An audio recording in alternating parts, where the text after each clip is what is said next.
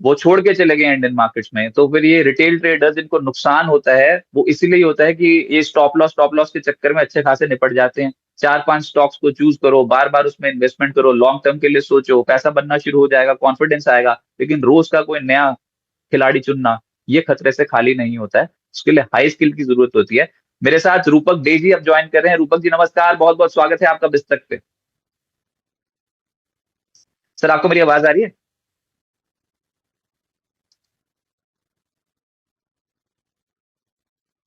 Okay sir, एक बार फिर से आपका आउटलुक क्या है इंडियन मार्केट को, और आपने इस वाली खबर पे अभी क्या रीड किया जब ये बात हो रही है कि अगले 2 दिन में कुछ अद्भुत हो सकता है? ऐसा क्या अद्भुत करने जा रहे हैं डोनाल्ड ट्रंप? का सेटअप के हिसाब से बताना चाहूंगा कि एक कंसोलिडेशन हुआ था पिछले 3-4 दिनों से और उसका एक ब्रेकआउट आया। निफ्टी ने 50 EMA को रिक्लेम किया। फिर 50% जो रिट्रेसमेंट लेवल है प्रीवियस फॉल का उसके आसपास खड़ा है अभी। हमारे पास 24,270 की एक रेजिस्टेंस था, पर आज तो ओपनिंग उसके ऊपर ही हो रहा है। तो अगर सस्टेन करता है 300 के ऊपर, 2400 के ऊपर, तो सेंटिमेंट पॉजिटिव रहना चाहिए। और डेफिनेटली पॉजिटिव उम्मीद है। क्या अनाउंसमेंट आएगा उसके ऊपर उम्मीद पॉजिटिव है, बट कितना पॉजिटिव है, क्या कैसे इम्पैक्ट आता है और पैन आउट कैसे होता है आगे चल के, वो देखना पड़ेगा। वो किसी को भी पता नहीं। ओके लेकिन सर फिर अभी मार्केट कहां तक की दौड़ लगाएगा? ये तो पिछले कुछ दिनों में बहुत ही जबरदस्त तरीके से ऊपर जाना शुरू कर दिया है, और मैं अमेरिकन मार्केट को देख रहा था, अचंबा है। मतलब दुनिया में दिक्कत पैदा करके अपनी स्टॉक मार्केट को लाइफ हाई पे ले गए। बताओ, नैस्डैक और S&P 500 रिकॉर्ड हाई लेवल्स पे। जी हाँ, डाउ जोन्स जहाँ पे थोड़ा लैग कर रहा है, लेकिन नैस्डैक और S&P तो लाइफ टाइम हाई बनाते हैं, ऊपर जा रहा है। मतलब कुछ हुआ ही नहीं, और जो भी हुआ तो यूएस के फायदे के लिए ही हुआ।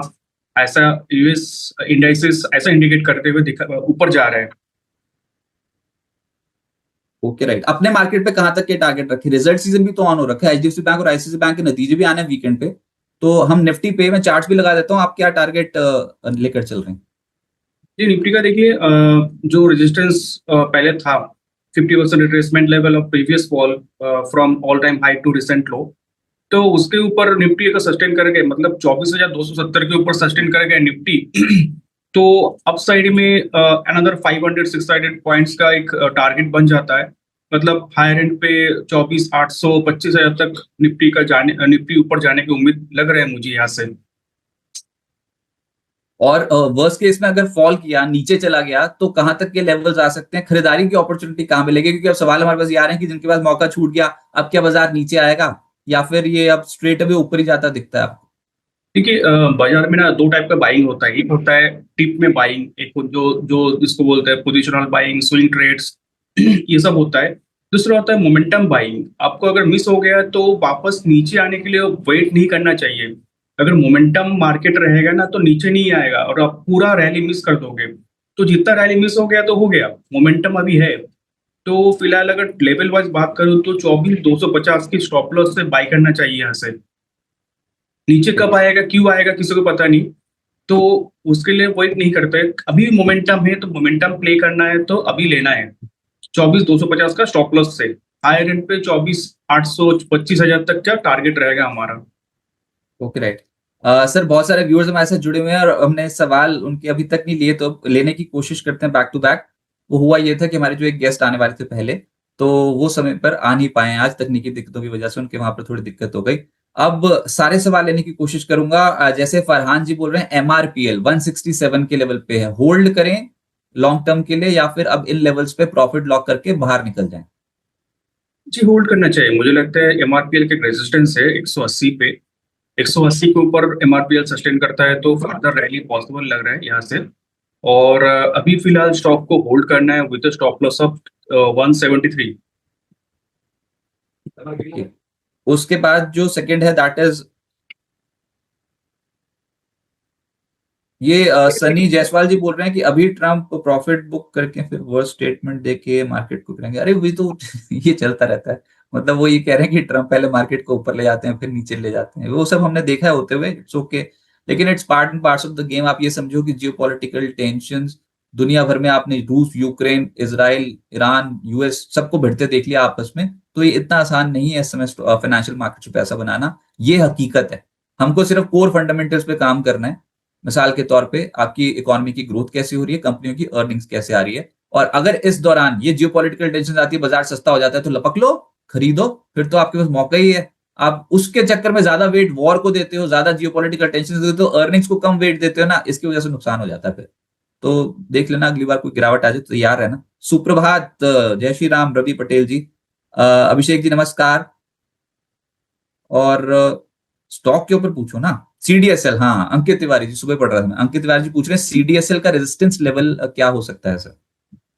ये सीडीएसएल रेजिस्टेंस को तोड़ के फिर ऊपर आ रहा है। मतलब एक रेजिस्टेंस पहले था 1280 के आसपास, 50 EMA का रेजिस्टेंस था, उसको तोड़ के ऊपर आ रहा है। अभी सेंटिमेंट पॉजिटिव लग रहा है। नेक्स्ट रेजिस्टेंस रहेगा 1400 के आसपास। तो 1400 के ऊपर सस्टेन करता है तो एक और ब्रेकआउट आएगा स्टॉक के अंदर। तो ओवरऑल पॉजिटिव लग रहा है। और 1320 का स्टॉप लॉस रख के चलना होगा अभी। Okay right, Reliance is looking very promising, KRK साहब बोल रहे हैं। सर केआरके साहब पहले तो ये हमारे यहाँ बहुत ये राय रख चुके हैं कि एक ना वी शेप रिकवरी के लिए इंडियन मार्केट्स तैयार है। पहले तो आप ये बताएं कि आप इससे इत्तेफाक रखते हो कि वी शेप रिकवरी आएगी या फिर हिचकोले खाते खाते ऊपर जाएंगे? आपकी क्या एनालिसिस कहती है? देखिए फिलहाल सो फार निफ्टी एक V shape kind of recovery ही दिया। आप देख सकते हो 1700 2000 पॉइंट का जो निफ्टी रैली दिया, जो वो वी शेप ही था। तो सो फार तो है, रैली हुआ। अभी फिलहाल आगे जैसे कि नैस्डैक और एसएनपी ने दिया, तो ट्रू वी शेप रैली था, वो वहां तक मुझे नहीं लगता होगा। बट हाँ, डेफिनेटली ओवरऑल रैली में ही रहेगा, वी शेप हो या ओवरऑल मार्केट के लिए के शेप हो। तो रैली रैली लग रहा है मुझे कंटिन्यूड रहेगा जब तक ब्रेकडाउन ना आए 24,250 के नीचे। ओके, और रिलायंस इंडस्ट्रीज कैसा, एक बार ये ले लीजिए, उसके बाद जो मार्केट की ओपनिंग होगी उसके ऊपर चलेंगे, स्टॉक्स आइडेंटिफाई करने की कोशिश करेंगे, क्या चढ़ रहा है क्या गिर रहा है वो सब कुछ आपको बताएंगे। सवाल रिलायंस इंडस्ट्रीज के ऊपर है सर। रिलायंस का चार्ट अगर देखता हूँ तो उसमें खास कुछ इंस्पायरिंग चार्ट मुझे दिख नहीं रहा है। काफी टाइम से कंसोलिडेट करते हुए दिख रहा है, बट कोई ब्रेकआउट नहीं आया। मतलब कंटिन्यूअसली 50 EMA के नीचे ट्रेड करते हुए दिखाई दे रहा था, और अभी कोई अर्जेंसी भी नहीं दिख रहा है कि रिवर्सल का। तो फिलहाल जिनके पास पोजीशन रहेगा उनके लिए मैं एक स्टॉप लॉस बताना चाहूंगा, वो रहेगा 1285 का। 1285 का स्टॉप लॉस से होल्ड करना है, नीचे आए तो ऐड कर सकते हो। बट मोमेंटम आएगा स्टॉक के अंदर अब 1385 के ऊपर। सुजलॉन के ऊपर प्रश्न था केवल पांडे जी का, बस पांड्या साहब अभी लेते हैं इस सुजलॉन के ऊपर प्रश्न में, एक बार मार्केट देख लूं। वो ना सब बेसब्री से इंतजार कर रहे होते हैं कि कौन से लेवल पे ओपन हुआ, और आपको पता ही है बिस्तर दुनिया भर में देश भर में देखा जाता है, तो ओपनिंग लेवल बता रहा हूँ 24,363 के लेवल पे कर रहे हो आप कामकाज। ओपन हुए थे आप 24,385, तो 24,385 की ओपनिंग है, 24,363 के लेवल पे अभी आप हो। आपको नहीं दिख रहा होगा कहाँ है ये थोड़े थोड़े ना कैंडल साइजेस छोटे हो गए हैं सर। गैप तो मिल जाता है बड़ा, लेकिन ना फिर वो इंट्राडे की रेंज हो कैसे सिकुड़ती हुई नजर आती है। अब कल भी ऐसे ही हुआ था, आज भी गैप तो मिल गया बड़ा, अभी आप हो 140 पॉइंट ऊपर, लेकिन इंट्राडे में क्या करें, ये ओवरनाइट गैप से चलती चली जा रही है मार्केट। इंट्राडे में तो ठुस हो जाता मामला। क्योंकि इंट्राडे में मुझे लगता है कि लेवल वाइज ना प्ले करना चाहिए। जैसे कल एकदम साइडवेज था, कुछ ब्रेकआउट कुछ खास कुछ नहीं हुआ था। तो आज अगर वैसे ही रहेगा, अगर वैसा रहता है तो कुछ नहीं कर सकते, तो स्टॉक स्पेसिफिक ध्यान देना होगा। क्योंकि बहुत बार अपॉर्चुनिटी नहीं देते मार्केट जो large caps, but broader market में कुछ ना कुछ अपॉर्चुनिटी मिल जाता है, तो वैसे ही अपॉर्चुनिटी ढूंढना पड़ेगा। बट निफ्टी में अगर 24,800 के ऊपर ब्रेकआउट आता है इंट्राडे के लिए, तो 100-150 पॉइंट का रैली और आ सकता है। और ऑन द लोअर एंड अगर 24,330 के नीचे सस्टेन करता है तो एक 100 पॉइंट का डिप आ सकता है इंट्राडे बेसिस पे। ओके राइट, अभी तो बढ़िया ओपनिंग देखने को मिल रही है। 24,374 के लेवल पे मार्केट 145 पॉइंट्स ऊपर, सेंसेक्स 502 पॉइंट्स ऊपर है 78,620 के लेवल पे। क्रूड ऑयल 50 पॉइंट्स नीचे शो कर रहा है, और बैंक निफ्टी 422 पॉइंट्स ऊपर शो कर रहा है। तो इक्विटी मार्केट में तेजी है। मोटी मोटी बात यह है, हमको यही चाहिए भैया, बहुत ज्यादा पिट चुके थे इक्विटी मार्केट में। जो ट्रेडर काम करता है, इन्वेस्टर काम करता है, वो थोड़ा तकलीफ में था, और अब मार्केट ने अपना रंग दिखाया है, लोअर एंड पे फिर से खरीदारी होनी शुरू हुई है। स्टॉक स्पेसिफिक जाएंगे, लेकिन सर आपको क्या पसंद है ऐसी मार्केट में, कौन से स्टॉक्स आपके रडार पर हैं जहां पर अगर नीचे आए तो खरीदने का मौका है? ये मुझे एनटीपीसी अच्छा लग रहा है, केन्स अच्छा लग रहा है, power grid, power related stocks मुझे ज्यादा अच्छा लग रहा है। सीजी पावर हो गया, फिर जीपीआईएल हो गया, ये सारे स्टॉक्स मुझे कम ज्यादा अच्छा लग रहा है। Okay, जीपीआईएल, NTPC, CG power, CG power power, grid. Power grid. तो ये सारी कंपनियां, अब ये भी बता दीजिए प्ले करने का तरीका है। जैसे फॉर एग्जांपल अगर किसी को पावर ग्रिड में करना हो तो एक स्टॉक 316 314 के लेवल पे पहुंच गया, बहुत स्ट्रॉन्ग स्ट्रेच है, खरीदने का सही तरीका क्या है? क्या से चढ़ते हुए स्टॉक को खरीद लें? ठीक है, चढ़ते हुए स्टॉक को खरीदना चाहिए। मैं तो मेरा मोस्ट ऑफ द कॉल चढ़ते हुए स्टॉक में ही रहता है, क्योंकि मैं मोमेंटम प्ले करता हूँ। तो उसमें क्या होता है, मोमेंटम एक ज्यादा रिस्क रहता है, क्योंकि कभी कभी बहुत जल्दी मोमेंटम लूज भी हो जाता है। तो मैं जल्दी एग्जिट भी कर लेता हूँ, क्योंकि वो मेरा जो टारगेट रहता है, मेरा आइडिया रहता है मोमेंटम को प्ले करना। मोमेंटम जब रुक जाता है मैं एग्जिट कर लेता हूँ। ओके, जो सेक्टर्स आज के सत्र में चल रहे हैं उसमें रियल एस्टेट सबसे ऊपर नजर आएगा आपको, और कैपिटल मार्केट से जुड़ी कंपनियां ऊपर नजर आएंगी। फिर media, metal, defence, IT, finance, ये सारे तब के ऊपर है, सारे के सारे सेक्टर्स ऊपर हैं, कोई भी लाल निशान में नहीं है। तो बढ़िया हो गया ना भैया, लगातार दूसरा ट्रेडिंग सेशन ऐसा है जब बाजार में लगातार सारे सेक्टर्स पॉजिटिव। लेकिन आज की मार्केट कल की मार्केट से थोड़ा चुनौतीपूर्ण इसलिए होगी क्योंकि ये रेजिस्टेंस लेवल पे भी तो पहुंच गई सर, जो मैं चेक कर पा रहा हूँ। तो सुबह भी यही बात हो रही थी कि 50 दिन की औसत के बेहद करीब पहुंचते चले जा रहे हैं। आपको लग रहा है कि ये 24,445 के लेवल को क्रॉस कर पाएंगे? ये जो हायर साइड पे है, दिस इज 50 मूविंग एवरेज। वो तो देखिए, थोड़ा वक्त बताएंगे, लेकिन मुझे लगता है स्ट्रेन तो मार्केट में है। और हायर एंड पे ब्रेकआउट आने का चांसेस मुझे ज्यादा लग रहा है। ओके राइट, स्टॉक स्पेसिफिक हो जाते हैं कहां पर एक्शन स्ट्रांग है। पहले निफ्टी के टॉप गेनर्स जहां पर आज के सत्र में तेजी बनती हुई नजर आ रही है। बताओ, रियल एस्टेट का कोई स्टॉक है नहीं है निफ्टी पे, और सबसे ज्यादा तेजी रियल एस्टेट में बन रही है। तो आज जो स्टॉक ऊपर जा रहे हैं ये इनसे हो नहीं पाएगा, ये निफ्टी को ज्यादा तेज कर नहीं पाएंगे। सिर्फ एक इन्फोसिस ऐसा लग रहा है जो 1%, 1% ऊपर है, बाकियों से हो नहीं पाएगा। Adani enterprises, Hindalco, HDFC life और इटर्नल। मतलब मार्केट में इससे ज्यादा एस्केलेशन के लिए आपको चाहिए फाइनेंशियल्स, आईटी, सारा का सारा एकदम से ऊपर आ जाए, ऑटो एकदम से ऊपर आ जाए, तब तो मार्केट आपकी थोड़ी चलने की शुरू हो। नहीं तो फिर बाजार बिखरा बिखरा रहेगा आज। इटर्नल ये 2% ऊपर है, 251 252 के लेवल्स पे। आपकी राय? जो इटर्नल का चार्ट कुछ दिनों से अच्छा लग रहा था, क्योंकि इटर्नल ना करेक्शन के बाद एक बार इंडिकेशन दिखा रहा था कि एक बार स्ट्रॉन्ग रिकवरी आ सकता है स्टॉक के अंदर। हालांकि एक ब्रॉडर टाइम फ्रेम में देखे तो थोड़ा कंसोलिडेशन फेज पे था, बट एक ब्रेकआउट के इंडिकेशन भी था। और आज तो 50 EMA को रिक्लेम किया बहुत दिनों के बाद, तो मुझे लगता है यहाँ से पॉजिटिव मोमेंटम रहेगा। हायर एंड तो 270 तक जा सकता है, और नीचे 240 का स्टॉप लॉस डाल के चलना होगा। ओके, उसके बाद हिंडाल्को, ये तो कंसिस्टेंट परफॉर्मर है इंडियन मार्केट में, लेकिन क्या आप प्रॉफिट बुकिंग कर लें? ये एक बार प्रॉफिट बुकिंग करना चाहिए मुझे लगता है, डेफिनेटली। ये तो बहुत सॉलिड रैली दिया था, 840 के आसपास से 200 पॉइंट का ऑलमोस्ट रैली, 200 पॉइंट का रैली हो गया। तो यहाँ पे एक बार प्रॉफिट बुक करके एक बार डिप के लिए वेट करना चाहिए मुझे लगता है। ओके, उसके बाद है इन्फोसिस, या फिर कोई और आईटी स्टॉक जो आपको पसंद हो। इन्फोसिस आज 1-1.5% ऊपर, अब तो 2.25% ऊपर कर रहा है कामकाज, नतीजों से पहले वाले पाएंगे। ये इन्फोसिस मुझे अच्छा लग रहा है, इन्फोसिस को मैं बाई की सलाह दूंगा। 1328 के आसपास चल रहा है, मुझे लगता है यहाँ से 1370 1400 तक जा सकता है। और स्टॉप लॉस जो रखूंगा मैं वो है 1307 पे। आईसीआईसी बैंक और बजाज फाइनेंस, आईसीआईसी बैंक के नतीजे हैं वीकेंड पे, वो भी चल रहा है आईसीआईसी बैंक, बजाज फाइनेंस भी ऊपर है, एचडीएफसी लाइफ के नतीजे हैं आज, ये भी चल रहा है। सर फाइनेंशियल्स में तेजी आनी शुरू हुई है। मैं आपसे दो पूछता हूँ जिसके वीकेंड पे नतीजे हैं, वो है एचडीएफसी बैंक और आईसीआईसी बैंक। अब इन्वेस्टर्स क्या करें इसमें? आईसीआईसीआई बैंक का चार्ट अच्छा लग रहा है मुझे, रिकवरी होते हुए दिख रहा है। ये we shape kind of recovery दिया, और सिग्निफिकेंट रिकवरी ऑलरेडी हुआ। मुझे लगता है यहाँ से और रिकवरी आ सकता है। एक रेजिस्टेंस दिख रहा है मुझे, वो है 1380 के आसपास। 1380 के ऊपर सस्टेन करता है तो further rally looks possible.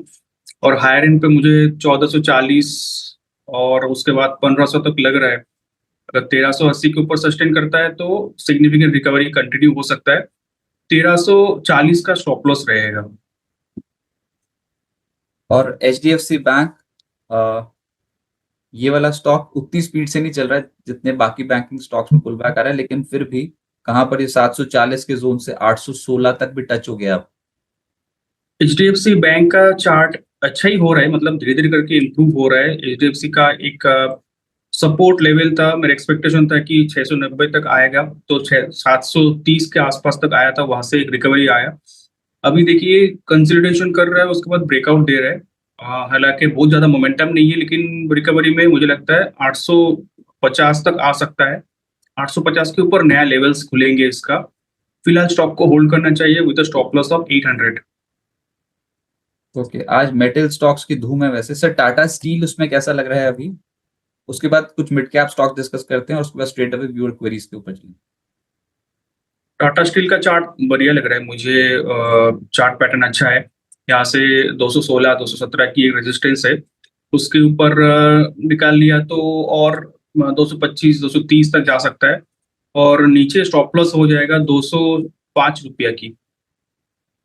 Okay, अब मैं जो बार बार बोल रहा हूँ ना, आईटी मेटल ये दो तबके हैं जो ऊपर जाने की कोशिश करें। अब आईटी देखो, आप देखो अमेरिकन मार्केट पे न्यूज़लेटर में लिखा था ना कि सबसे ज्यादा तेजी कहाँ बन रही है, नैस्डैक में। 11 दिन हो गए नैस्डैक रुक नहीं रहा, और कल आप आईटी स्टॉक्स की झड़ी लग गई अमेरिकन मार्केट में, जहां पर तेजी थी बड़ी कंपनियों की, दिग्गज कंपनियों के स्टॉक में। हम क्यों पीछे हैं? बस इसलिए कि आर्टिफिशियल इंटेलिजेंस नहीं कर रही है भैया कंपनियां काम। इस बार TCS ने भी बोल दिया कि कर रहे हैं काम आर्टिफिशियल इंटेलिजेंस पे।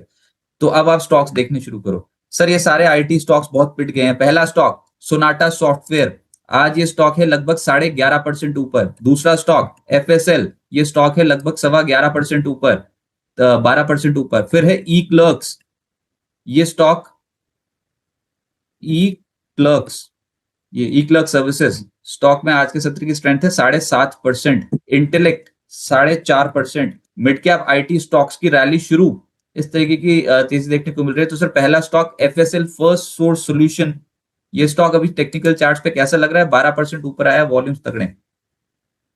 चार्ट पे अच्छा लग रहा है, बहुत दिनों के बाद 50 EMA को रिक्लेम किया, और देखा देखा जाए तो एक अच्छी बेस बनाया। 2 महीने का, सॉरी 1.5 महीना का बेस बनाया, उसके बाद एक ब्रेकआउट है, बेस ब्रेकआउट है। तो मुझे लगता है सेंटिमेंट पॉजिटिव रहेगा। 240 का स्टॉप लॉस रखना होगा। हायर एंड पे मुझे लगता है ये 262 तक जा सकता है। ओके, आपको कोई मिड कैप आईटी में पसंद आ रहा है? मेरे को तो पूरी स्क्रीन भर गई आज मिड कैप आईटी स्टॉक से। सबसे ज्यादा खरीदारी तो इन्हीं सब में हो रही है। और LTTS 4.5% ऊपर, नेटवेब 3.5% ऊपर, कोफोर्ज 4.25% ऊपर, बिरला सॉफ्ट 3.5% ऊपर।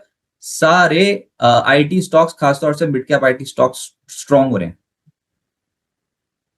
जी हाँ, LTTS का चार्ट बहुत बढ़िया लग रहा है। इसमें भी एक सिग्निफिकेंट ब्रेकआउट दिया है, 50 EMA को रिक्लेम किया और कॉन्फिडेंटली रिक्लेम किया। तो मुझे लगता है यहाँ से इंप्रूवमेंट और आएगा प्राइस में। 3940 तक जा सकता है हायर एंड पे, और एक स्टॉप लॉस डालना होगा 3490 पे। Okay, right. और अब व्यूअर्स के पास चलते हैं। बहुत सारे व्यूअर्स आपसे इंटरैक्ट करना चाहते हैं, पूछना चाहते हैं सवाल। सुजलॉन पे हमने अपनी चर्चा को यहाँ पर रोका था। केवल पांड्या जी बोल रहे हैं सुजलॉन का शेयर लेना चाहिए क्या फॉर लॉन्ग टर्म?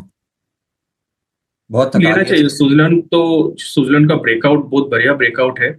देखिए अभी एक और प्रीवियस जो स्विंग था, स्विंग हाई के ऊपर चला गया आज, तो एक दूसरा ब्रेकआउट आ गया। एक तो पहले कंसोलिडेशन ब्रेकआउट दिया था, उसके बाद 50 EMA को रिक्लेम किया था, फिर कंसोलिडेशन किया था, फिर ब्रेकआउट दिया था। तो स्विट्जरलैंड में जबरदस्त बाइंग हो रहा है, हाई वॉल्यूम बेस्ड बाइंग हो रहा है। तो सेंटिमेंट पॉजिटिव रहना चाहिए, 56 58 तक जाना चाहिए, और नीचे स्टॉप लॉस हो जाएगा 48। Suzlon blast, Minecraft will never die, उन्होंने सुजलॉन ब्लास्ट लिख के भेज दिया हमारे पास। और भाई सुजलॉन, इतने सारे लोग से सुजलॉन के बारे में पूछ रहे हैं, ऐसा क्या हो गया इसका? सर कहां तक का मैक्सिमम टारगेट आप एक्सपेक्ट कर रहे हो? मैक्सिमम तो कुछ नहीं, बट मुझे लगता है एक ऑप्टिमल टारगेट बन सकता है 56 58 तक का। ओके, जियो कब चलेगा? आर ठुकराल जी बोल रहे हैं 269 के लेवल पे बाय कर रखे हैं रिलायंस जियो। जियो देखिए, रिलायंस जैसे जियो जियो का चार्ट भी ये डिप्रेसिंग है। देखिए जहाँ पे बहुत सारे स्टॉक्स ब्रेकआउट आया, जो आईटी आईटी स्पेस में भी जितना जबरदस्त ब्रेकआउट आया, रिलायंस का जो जियो फाइनेंशियल है वो दोनों में ही ब्रेकआउट नहीं आया, और अभी भी 50 EMA के नीचे ट्रेड करते हुए दिखाई दे रहा है। तो सेंटिमेंट नेगेटिव ही रहेगा जब तक 250 के नीचे रहेगा। 250 के ऊपर सेंटिमेंट थोड़ा इंप्रूव हो सकता है जियो फाइनेंशियल में। ओके, निकुंज जी बोल रहे हैं 24,400 पार और सेंसेक्स 78,200 कॉल, आज 1,000 प्लस क्लोज हो जाए बस। निफ्टी तो 24,400 के करीब कर रहा है कामकाज, और ये बोल रहे हैं सेंसेक्स की 78,200 की कॉल 1,000 हो सकती है क्या सर? अभी क्या आ रही है? नहीं बता सकते, बट मोमेंटम देखिए 400 के ऊपर निफ्टी सस्टेन करते हुए दिखाई दे नहीं रहे अभी तक। बट एक बार किया तो डेफिनेटली सेंसेक्स के कॉल पे सिग्निफिकेंट बाइंग भी आएगा और सिग्निफिकेंटली ऊपर भी जा सकता है। ओके, जीएमडीसी का आज ब्रेकआउट होगा, अनेजा साहब बोल रहे हैं। जीएनडीसी एक ब्रेकआउट तो ऑलरेडी दे दिया। आपका ये कंसोलिडेशन हुआ था 590 और 560 के बीच में, उसका ब्रेकआउट आया था, फिर एक छोटा कंसोलिडेशन उसका भी ब्रेकआउट हुआ था परसों के दिन में, मतलब मंडे। और उसके बाद तो रैली चल रहा है अभी जीएमडीसी का स्टॉक में, तो सेंटिमेंट पॉजिटिव है। हायर एंड पे मुझे लगता है कि 700 तक भी जा सकता है। सर ऐसा लग रहा है सही पकड़े हैं, ये बिल्कुल एक लेवल पे है और यहीं से गदर हो सकता है। वैसे अनेजा साहब ने वैसे सुबह सुबह आके स्क्रीन पे लगा बैठे होंगे अपने स्टॉक्स और देख रहे होंगे कहाँ पर बिल्कुल एंड पॉइंट पर रेजिस्टेंस है, और अगर चलना शुरू हो गया तो वहीं से ब्रेकआउट आएगा। इसका ब्रेकआउट आने के लिए कौन सा लेवल बहुत बहुत ज्यादा है जिसको हम ट्रैक कर रहे हैं, या फिर हो गया आज जिस तरीके से चल रहा है, is it a valid breakout? मुझे तो लगता है ब्रेकआउट हो गया। अभी ब्रेकआउट 650 के भी सस्टेन करता है कि नहीं करता है वो देखने वाली बात होगी, बट ब्रेकआउट तक फॉर द टाइमिंग हो गया। देखते हैं। पिछली बार बार बार ना 640 से रिजेक्ट हो रहा था, और एक बार तो 651 से रिजेक्ट हो चुका है 651 के लेवल से। हम्म। तो आज के सत्र में वॉल्यूम्स, सर वॉल्यूम्स कैसे दिखाई दे रहे हैं इसमें भी 5 मिनट के चार्ट पे? अरे बाप रे, हो ही गया ब्रेकआउट। तो ये कहीं ना मिलेगा, सिर्फ बिस्तक पे मिलेगा, बाकी चैनल स्कैन भी कर लोगे, नहीं मिलेगा कुछ भी ऐसा। लेकिन अपने रिस्क एपेटाइट के हिसाब से कोई भी एडवाइस तो नहीं है यहाँ पर। मैं सर से फिर भी पूछ लेता हूँ। सर वो सेबी नॉर्म्स के तहत ना लाइव ट्रेडिंग में कुछ नहीं बोल सकते, लेकिन जब वैलिड ब्रेकआउट हो जाता है तो फिर कहाँ पर लगाते हैं स्टॉप लॉस और टारगेट्स कैसे रखे जाते हैं? जब वैलिड ब्रेकआउट हो जाता है ना, ब्रेकआउट से पहले का जो एक कैंडल छोड़ के पिछले कैंडल में स्टॉप लॉस लगाते हैं बहुत बार, बट डिपेंड करता है स्टार्ट पैटर्न के ऊपर। बट ये चीज आप फॉलो कर सकते हो स्टॉप लॉस के लिए, जो कैंडल कैंडल अगर बहुत बड़ा हो, स्टॉप लॉस बहुत ज्यादा हो रहा है, तो आपको अवॉइड करना होगा। राइट। उसके बाद है चेन्नई के 24 अप्रैल को रिजल्ट है, बहुत बढ़िया रिजल्ट आएंगे चेन्नई पर कह रहे हैं अनेजा साहब।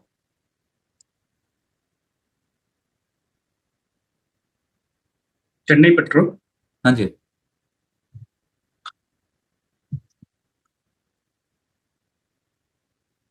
जी हाँ, चेन्नई पेट्रो का चार्ट पैटर्न लेकिन अच्छा है, ब्रेकआउट के लिए वेट कर रहा है। किसी भी दिन ब्रेकआउट आएगा तो सिग्निफिकेंट रैली, 8-10% का रैली मिल सकता है स्टॉक के अंदर।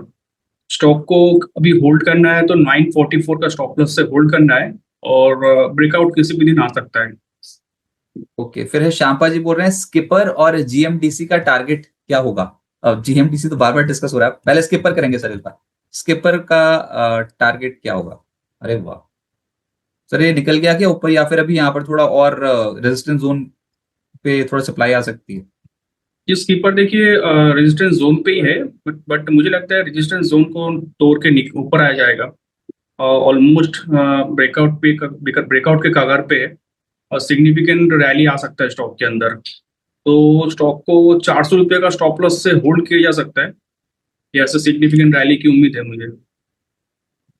Okay right. और फिर वही बात है, श्यामपा जी भी बोल रहे हैं जीएमडीसी का नेक्स्ट टारगेट।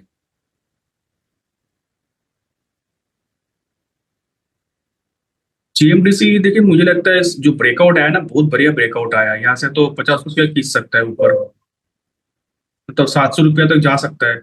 और स्टॉप लॉस? स्टॉप लॉस देखिए, जो ब्रेकआउट लेवल था 630 का स्टॉप लॉस रख के चलना होगा। ओके, मान इंडस्ट्रीज, अभिषेक जी बोल रहे हैं आपकी राय इस स्टॉक पे। इनके 3 स्टॉक्स हैं, पहला है मान industries.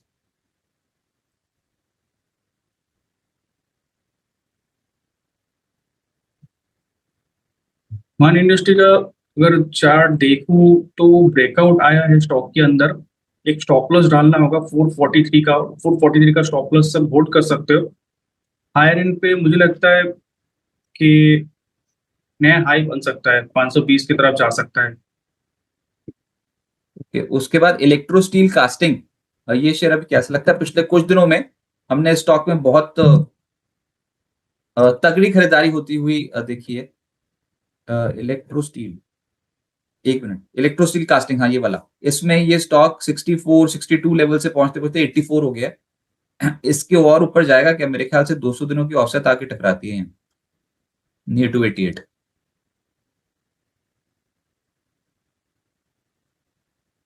Electro steel company chart तो थोड़ा थोड़ा इंप्रूव हो रहा है, अपसाइड मुझे और लग रहा है। बट स्टॉक पे एक स्टॉप लॉस डालना होगा 82 की, 82 का स्टॉप लॉस से होल्ड करना चाहिए। ओके, आर्ट पराल जी बोल रहे हैं एमसीएक्स 2198 पे है, आपका क्या व्यू है एमसीएक्स पे? इनको 2198 के लेवल पे इन्होंने खरीदारी कर रखी है, अभी चल रहा है 2884। मजा आ गया टुकराल साहब, मतलब ऐसे ही अगर आप अच्छी क्वालिटी के स्टॉक्स इतनी मुश्किल वाली परिस्थिति में सोचो, पूरा आपने ये ईरान वाला जो युद्ध का एपिसोड देखा, तब भी आपने अपने स्टॉक्स को नहीं बेचा, ये बहुत बड़ी बात थी। तो एमसीएक्स सर अब 2800 के पार हो गया, अभी जानना चाहते हैं क्या करें?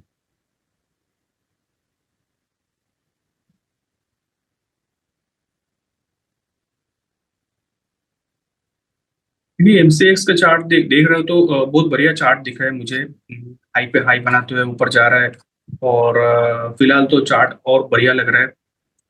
22840 का स्टॉप लॉस से होल्ड करना चाहिए, हायर एंड पे 3000 तक जा सकता है। शांपा जी बोल रहे हैं संदूर मैग्नीज संदूमा, संदूर मैग्नीज, ये वाला स्टॉक अभी आपको कैसा लग रहा है चार्ट्स पे? अरे बाप रे सर, हमारे व्यूअर्स सच्ची में लोअर एंड पे स्कैन ही कर रहे हैं स्टॉक, कौन से स्पीड से चल रहे हैं, और गजब पिकिंग है।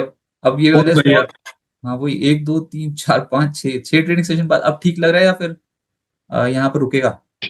बहुत बढ़िया स्टॉक पिक, यहाँ से भी मुझे लगता है कंटिन्यू हो सकता है रैली, 224 तक तो जाना चाहिए। बट 209 की एक स्टॉप लॉस डालना है, मतलब आज का कैंडल अगर फेलियर हो गया तो एक बार एग्जिट लेना पड़ेगा, 209 का स्टॉप लॉस रखना होगा। वो अभिषेक जी बोल रहे हैं एवेलॉन तो बता दो। हाँ बात तो सही है, वो स्किप हो गया सर। हाँ एवेलॉन टेक्नोलॉजीज, ये शेयर, ओ अभिषेक जी बेटर देन वो वाला जो आपने इलेक्ट्रो स्टील कास्टिंग बताया था ना, ब्रेकआउट उससे, है। हाँ उससे तो बेटर। तो अभी ये एवलॉन सर चलता थोड़ा हिचकोले मार मार के, ये स्टॉक जिस दिन ऊपर दिखता है अगले दिन नीचे भी आने की क्षमता रखता है बस। तो दोबारा से री एंट्री पॉइंट क्या होगा, क्या टारगेट्स ओपन हो रहे हैं इसके लिए? जीएमडीसी देखिए 670 हो गया। ओ भाई, मैंने वही ना सर, वो उस समय का खेल होता। अरे बॉस, आपने आपने मतलब ये वाला आपने स्क्रीन पे लगा लिया जीएमडी से, आपको पता था कि कुछ हो रहा है नहीं नहीं, उसमें? मेरा मेरा एक्चुअली अपना कॉल चल रहा है जीएमडीसी पे, तो अच्छा, तो ये तो आपको डिस्क्लेमर देना पड़ेगा सर, मतलब ये वाला कब दिया था आपने? नहीं जीएमडी से नहीं, पहले दे रखा है उस ना? कॉल कॉल चल रहा था, प्राप्त भी हमने कर दिया, हमारा कॉल चल रहा था 610 के आसपास कॉल दिया था हमने, और वो अच्छा, कल कल बुक भी कर लिया था। लो फिर तो चला ही आज है, फिर तो नुकसान हो गया बल्कि। तो अभी अभी के तौर पे जिसने ले रखा हो, क्या उसको होल्ड करना चाहिए, या फिर इतनी बड़ी बड़ी टिक्स देख के उसको बाहर निकल जाना चाहिए? अनिल जैसा आप तो घूर घूर के देख रहे होंगे, शांपा जी भी, दोनों के मैसेजेस आए थे जीएमडीसी पे आज। जी हाँ, बुक करना चाहिए, मुझे लगता है बुक करना चाहिए। वो तो कभी कभी देखने को मिलता है, वो जैसे ऐसे जल्दबाजी होता है ना स्टॉक का कि यार ये ओपनिंग टिक्स में कुछ कुछ ऐसा दिख जाए ना, होता है। ऐसा भी हो सकता है स्टॉक मार्केट में, इट्स पॉसिबल। लेकिन हाई स्किल चाहिए इसको आइडेंटिफाई करने के लिए, और बहुत समय से था भी अनिजा साहब के पास, और श्यामपा जी के भी प्रश्न आते रहते थे, लेकिन आज के सत्र में गदर हो गया। अच्छा ये बता दो कि ये सर स्टॉक मार्केट ऐसी है कि यहाँ पर ना जो ब्रेकआउट्स होते हैं ना आजकल, वो तुरंत प्रभाव से फेल हो जाते हैं, ऐसा भी बहुत हमने होते देखा है। तो क्या कॉशियस रखना चाहिए अपने जो भी आपकी रिस्क मैनेजमेंट है उसको प्रॉपर रखें, इस तरीके से आगे बढ़ें, या फिर जो चल रहा है उसके साथ ही बोलें कि हाँ भैया अब तो ब्रेकआउट हो ही गया, आप 4 5 दिन तो चलेगा ही, तो 5 दिन तक होल्ड कर लें? डोनाल्ड ट्रंप होल्ड करने देंगे स्टॉक को इतना ज्यादा? नहीं है सर, रिस्क मैनेजमेंट तो हमेशा करना चाहिए, एकदम extremely positive extremely safe market में भी आपको रिस्क मैनेजमेंट तो अपनाना ही होगा। रिस्क मैनेजमेंट का, विदाउट रिस्क मैनेजमेंट तो कभी भी किसी भी मार्केट में ट्रेड नहीं करना चाहिए। तो फिर कायदा ये कहता है कि इंट्राडे में इस कैंडल का लो और उसके बाद दे दो, नहीं तो फिर नहीं तो फिर सोचते रहो। और दूसरी चीज ये है कि अगर पोजिशनल ले रखा हो तो पोजिशनल तो भाई बड़ा गदर ब्रेकआउट है यार, वो तो फिर आपकी रेंज ही बहुत बड़ी है जिसको आप तोड़ के ऊपर निकले। तो ठीक है, पोजिशनल तो फिर सर पोजिशनल क्या बैठेगा स्टॉप लॉस, किसी का दिल तोड़ना हो तो उसको क्या बताएं, क्या स्टॉप लॉस? पोजिशनल में हम लोग क्या करते हैं, कभी मूविंग एवरेज जो होता है ना, मूविंग एवरेज भी देखते हैं। अरे बाप रे, वो तो बहुत नीचे है। तो बहुत फिर नीचे आज के होगा, दिन में रिस्क लो, मैनेजमेंट आज के के दिन में हिसाब लो। से अगर नहीं बैठता है तो अवॉइड करते हैं, दूसरा स्टॉक देखते हैं। स्टॉक बहुत तेज हो गया, सही बात। ब्रेकआउट भी उसी क्वांटम से है और ये वीकली चार्ट्स पे है। तो अभी तो बंद नहीं हुई है आज के दिन की ट्रेडिंग, कहीं पता लगे शुरू के 15-20 मिनट देख के बोले ब्रेकआउट ब्रेकआउट, तो पता लगे दिन के दौरान ही टपक लिया ऊपर से नीचे, तो दिन खत्म होने दो, विक भी बना सकता है। बहुत सारी ऐसी चीजें होती हैं, आसान नहीं है ये चीज। अच्छा, उसके बाद फिर सुजलॉन, सुजलॉन निशान जी बोल रहे हैं सुजलॉन, और अरुण यादव जी बोल रहे हैं एस्टर डीएम भी बता दो। तो पहले से फिर से सुजलॉन, सुजलॉन के ऊपर बहुत प्रश्न आए हैं आज। स्टॉक इस हफ्ते 9% ऊपर।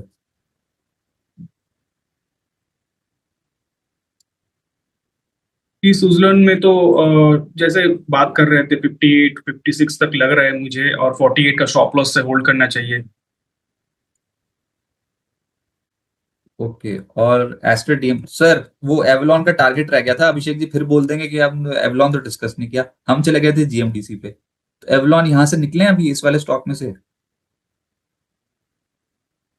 एवलन तो चार्ट पे बहुत बढ़िया ब्रेकआउट दिया, और देखिए स्टॉक का भी होल्ड करना विद स्टॉप लॉस ऑफ 1060, और हायर एंड पे मुझे लगता है आज नहीं तो एक दो दिन में मुझे लगता है कि 1012 तक लग रहा है एवलन। Okay, last sir Aster DM, ये स्टॉक कैसा लगा?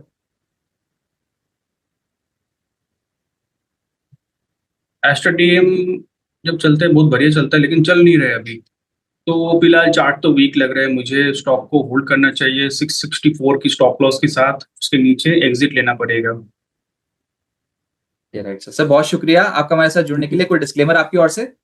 हाँ, डिस्क्लेमर, कुछ स्टॉक इनमें से हमने अपने क्लाइंट को भी रिकमेंड किया, बट मेरा कोई पर्सनल होल्डिंग नहीं है। सर बहुत शुक्रिया आपका हमारे साथ जुड़ने के लिए मॉर्निंग सेशन में, थैंक्स फॉर ज्वाइनिंग। तो रूपक डे जी हमारे साथ जुड़े हुए थे, बहुत ही गहरी पकड़ रखते हैं इंडियन स्टॉक मार्केट पे, उनके व्यूज सुने और ऐसे ही बाजार के एक्सपर्ट्स के साथ कनेक्ट होने के लिए मॉर्निंग शो का हिस्सा बन जाइए। निफ्टी अभी भी 79-80 पॉइंट्स ऊपर है, इससे ज्यादा ऊपर चले गए थे खुशी के मारे। खुशी थोड़ी सी ऊपर ठंडी पड़ती हुई नजर आई, 24,312 के लेवल पे कर रहे हैं अब ट्रेड। इस शो को यहीं पर विराम देते हैं, उसके बाद 1 बजे जुड़ेंगे आपसे बेस्ट स्टॉक्स में और जानने की कोशिश करेंगे कि मिड डे मार्केट एक्शन कैसा है और कौन से स्टॉक्स की मची है धूम। उसके बाद 3:15 बजे मार्केट रिकैप, अगले दिन की तैयारी और दिन भर बिजनेस जगत के अपडेट्स आपको बिस्तक के वीडियो सेक्शन में मिलते चले जाएंगे। आप प्लीज और प्लीज वो तमाम वीडियोस देखिएगा।